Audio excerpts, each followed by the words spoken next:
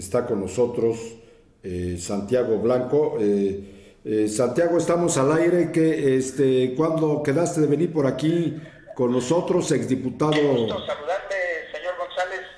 No sé, no, disculpa, no sabía que estaba usted al aire, pero si me da la oportunidad de estar por ahí el próximo lunes, estaré con usted el lunes en la tarde para saludarlo y saludar al público que hace favor de sintonizar ahí su señal, Sí, señor González. ¿qué año fue presidente municipal, Santiago? Yo fui, yo fui presidente municipal de Tuxpan del 2008 al 2011. No sé si recuerda usted que fue un periodo irregular, fue de 3 años, 7 meses, 15 días, Sí.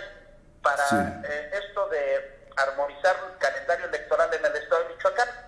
Y posteriormente fue de 2012 al 2015, fui diputado local por este distrito honrosamente de Ciudad Hidalgo. Santiago, ¿a ti te tocó el grave inundación o fue Así es. después? Sí, no, fue cuando yo fui presidente municipal. La inundación se dio en los primeros días del mes de febrero del 2010. Ajá. Tenía yo aproximadamente un año y medio en la presidencia, iba para 2 años, cuando se dio la inundación, señor González. Y yo recuerdo bien una reunión que tuviste, Santiago, con el gobernador Fausto Vallejo, Sí, señor. que me gustó mucho lo que dijo en ese entonces el gobernador, muy atinado. Dice, es que no podemos meternos a hacer la infraestructura, parches o pintar por aquí, pintar por allá. Necesitamos hacer un plan y un proyecto para que definitivamente no vuelva a suceder esto en Tuxpan. Nos va a llevar tiempo, pero les prometo de que vamos a conseguir los recursos con el gobierno federal. Tiempo después, quizás ya no le tocó a él, llegaron esos recursos para hacer esa gran obra, pero fue en ese periodo tuyo y del licenciado Fausto. Sí, él era, cuando yo entro, el gobernador era todavía, me tocó una parte de tiempo de que el gobernador fue Lázaro Cárdenas Batel, Sí, y a mí me toca el periodo siendo gobernador Leonel Godoy Rangel. sí, Y efectivamente el planteamiento, sin embargo, don Fausto él era presidente municipal, con un papel preponderante en Tuxpan, señor González, sí, quiero decirle, y le voy a decir por qué. Necesitábamos Vactors. Vactor es una máquina especializada que sirve para desasolvar todo lo que se refiere a las líneas de conducción del agua, primero el agua potable para consumo humano y después en los drenajes sanitarios. Y don Fausto nos ayudó y fue un papel preponderante en la respuesta inmediata que tuvimos que dar. sí, Posteriormente tuvimos la visita del presidente de la República, Felipe Calderón Hinojosa, y yo me imaginé, yo desconocía, nunca había participado en una contingencia de este tipo, que iba a llegar el recurso de manera directa, y no. Se tenía que hacer primero la declaratoria de emergencia y después la declaratoria de desastre natural, que tenía que hacer el gobierno del Estado, para poder acceder a los recursos del Fondo Nacional de Desastres, el famoso FONDEM. Y entonces, bueno, ya recibimos al presidente, se valoró la situación. La primera visita que hizo al oriente del estado la hizo a Tuxpan, porque bueno, la desgracia venía arrastrándose desde Angangueo, Ocampo, Áporo, inclusive una parte, pero la problemática mayor, nos dimos cuenta en los días subsecuentes, se presentó en Angangueo, sí. y Tuxpan también fue muy afectado. Sin embargo, bueno, nosotros tuvimos ahí el cuidado junto con el gobierno federal de hacer la planeación para la obra de prevención. El gran problema que se dio, fue una contingencia ambiental, pero se debió inminentemente a un cambio periódico brusco de las estaciones debido a la tala inmoderada, señor González. Así es, de acuerdo. Y debido a esto, en esta región se presentó un problema de que una baja nubosidad que se presentaba proveniente del Océano Pacífico se acentuó en las partes donde no recibió el aire, por decirlo así, el flujo del aire que permitiera que las corrientes se disiparan, y se acentuó en esta región debido a la tala inmoderada. Sí. Esto fue una contingencia de tipo ambiental. Sí. Más que de una inundación, fue de tipo ambiental, en mi percepción, señor González, y fue la percepción de los especialistas de la Comisión Nacional del Agua. Sin embargo, bueno, no tratamos de buscar culpables, sino de buscamos soluciones. Y gran parte del recurso que se dio en infraestructura en materia preventiva, es decir, para evitar que se pudieran dar las desgracias. Lamentablemente, bueno, la gente se acentúa en los diferentes lugares de los ríos, pero sobre todo hay gente que está no en el cauce, sino en el propio, no en las por los lados de los ríos, sino en el propio cauce. Sí. ¿Verdad? La gente cree que le gana espacio al río y es un error. El agua siempre va a reconocer sus salidas, va a reconocer por dónde es donde tiene la mejor posibilidad de transitar, y esto pues afecta a mucha gente, y también se ha debido a liderazgos, hay que decirlo, a liderazgos fraudulentos, que aparte que le piden cooperación a las gentes, a las personas, los sitúan en lugares de alto riesgo. Sí. Para ello es obligatorio ya, según la ley. Yo recuerdo que cuando fui diputado lo checamos con mucha precisión, evitar que se dieran este tipo de asentamientos. Ahora ya la Comisión Federal de Electricidad no llega y introduce el servicio de la energía eléctrica si no se cuenta con la documentación adecuada. Los ayuntamientos han procurado ser ya más cuidadosos para no meter infraestructura de drenajes sanitarios y sobre todo las redes del agua potable, porque esto fomenta a que la gente viva en espacios donde las condiciones son de alto riesgo para sus personas y para su patrimonio, señor González. Pues en eso no estoy muy de acuerdo contigo, Santiago. Yo veo a algunos presidentes, es más, asusando a que haya ese tipo de asentamientos irregulares. Sí, claro, no, yo hablo de lo que marca la norma. Eso sí. Yo hablo de lo que marca la norma. Yo no dudo que algunos presidentes, en su afán de lograr ahí tener un poco más de aceptación con la gente, de tener ahí liderazgos, sobre todo en cuestiones electorales, es la verdad, hay que decirlo como tal, pues les permiten y les dan ahí los servicios. Yo recuerdo, ahorita me hizo usted recordarme, señor González, de algo que me parece importante. Cuando llegamos allí en el río Tuxpan, en la parte donde se anegó más la inundación, se debió a que se mató durante muchos años camiones de balastre, porque cuando el río se empezó a hacer más pequeño, se contrajo el río a sí mismo, pues la gente creyó de que mi terreno que era de 10 por 20, ahora es de 10 por 30, y empezaron a meterle balastre, etcétera. Cuando llegó el agua se llevó los otros 10 metros que creían haber ganado y la mitad del terreno que les habían vendido. Es una problemática seria. Sí. Afortunadamente en Tuxpan tenían un presidente muy, muy abusado, muy listo, muy trabajador, y no tuvimos ninguna muerte que lamentar. Sin embargo, en la parte alta, en Angangueo y Ocampo, se registraron alrededor de 40 decesos por esta razón. Sí. Recordemos que Angangueo es un municipio que está acentuado propiamente en la cañada que baja de los dos cerros más grandes con los que se ubican allí en la cabecera municipal. Por cierto, allí serios, ¿no? Allí un expresidente municipal fue el que le dio la torre a toda la cuestión forestal en la parte alta, que provocó eso de alguna manera.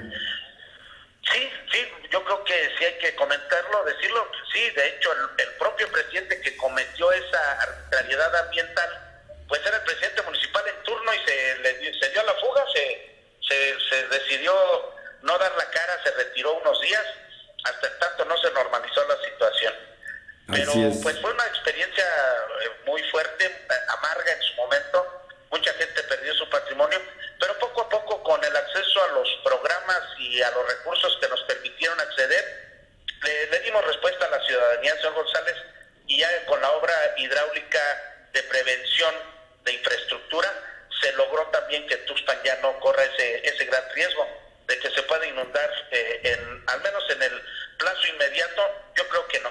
La Comisión Nacional del Agua hablaba de que estas son situaciones cíclicas que se presentan en alrededor de entre 100 y 110 años periódicamente. Bueno, aquí también Ciudad Hidalgo se inundó hace muchos años, parte del centro, fíjense, siendo semicañada. Oye, Santiago, por otro lado, te quería comentar ahorita, ahí se me fue la pregunta, pero lo que te quiero decir es que no bajen la guardia para que no siga habiendo asentamientos irregulares junto a ríos y zanjas, ¿no? No, términos generales. Público, pero sí es importante el planteamiento que hace usted, señor González. En todos los municipios. Porque hay que regular que no se dé con la facilidad que se acostumbraba a generar asentamientos humanos irregulares. Que la gente entienda, miren, ponen primero en riesgo su patrimonio porque les piden dinero.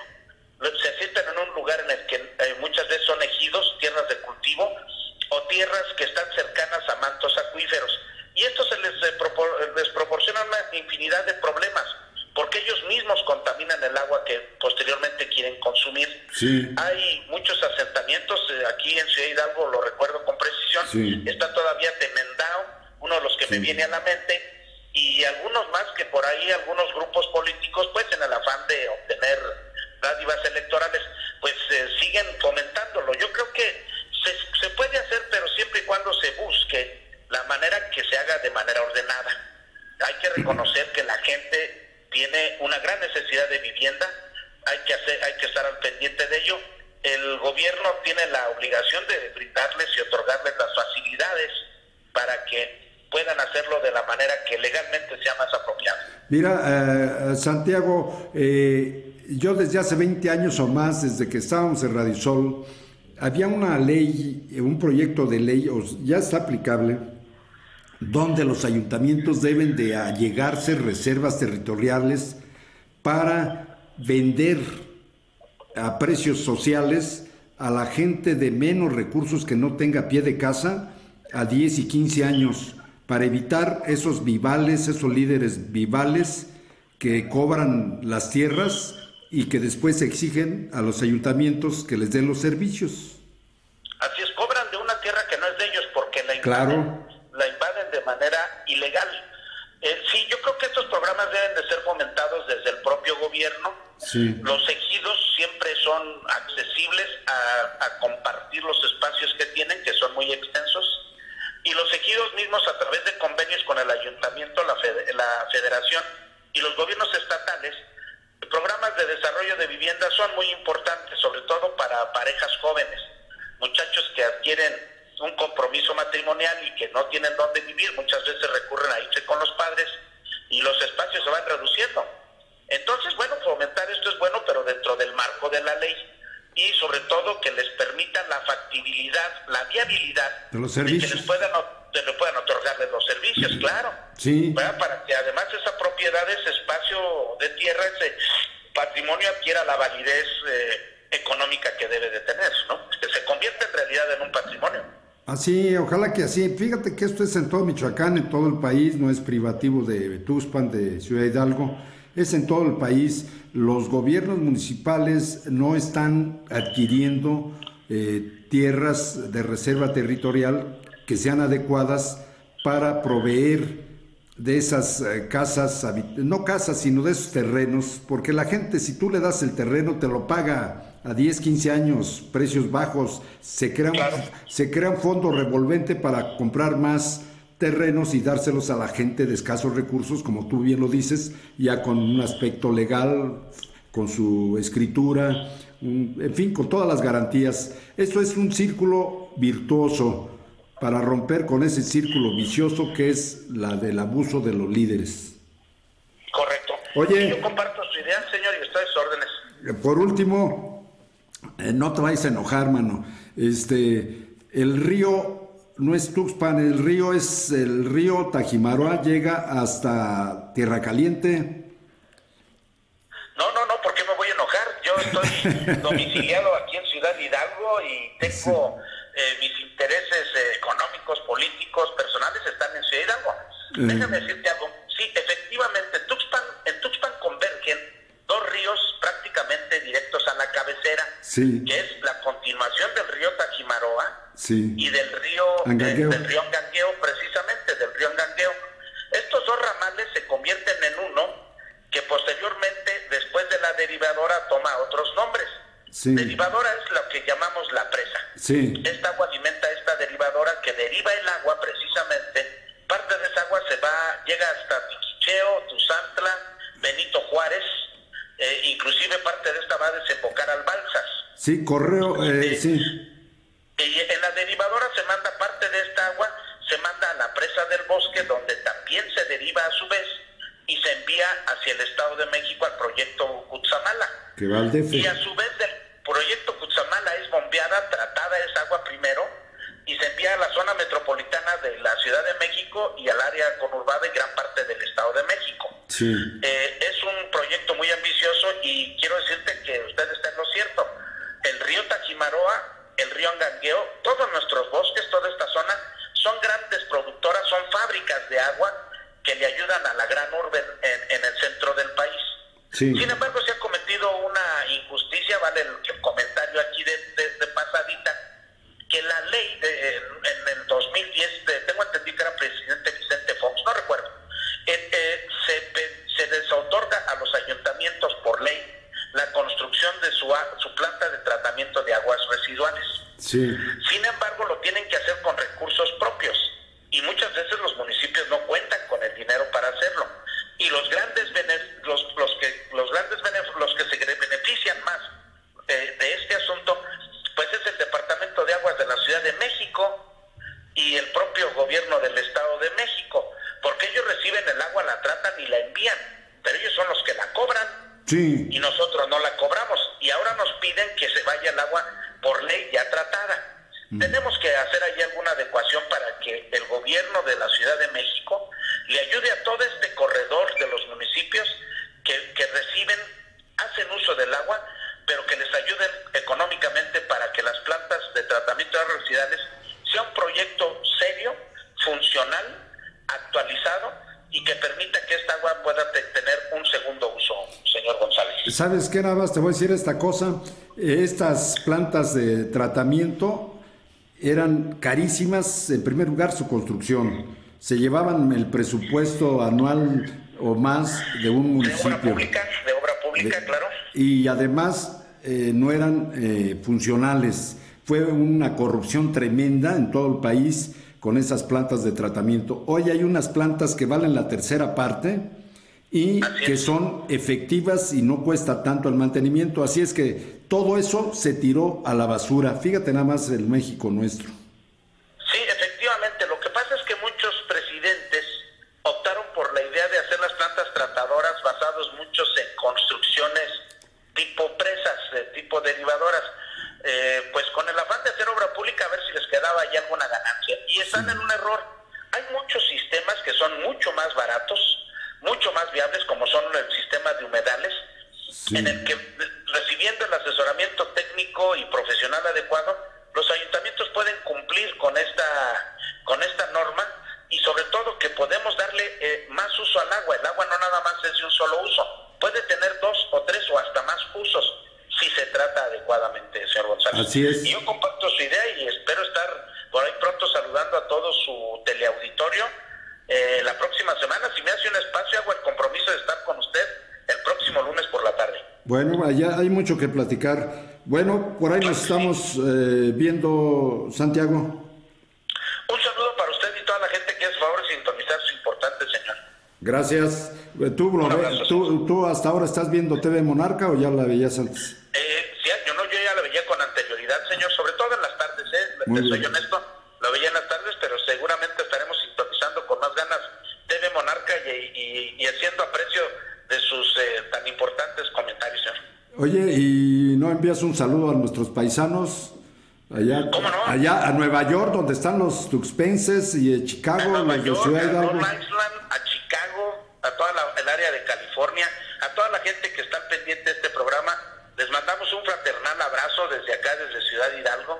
Decirles que sepan que estamos trabajando en contra de la pandemia, cuidándonos y que les deseamos que ellos también la puedan superar pronto esta etapa tan complicada que se está viviendo en todo el mundo. Gracias, Santiago. Hasta luego. Un abrazo, señor González. Hasta luego.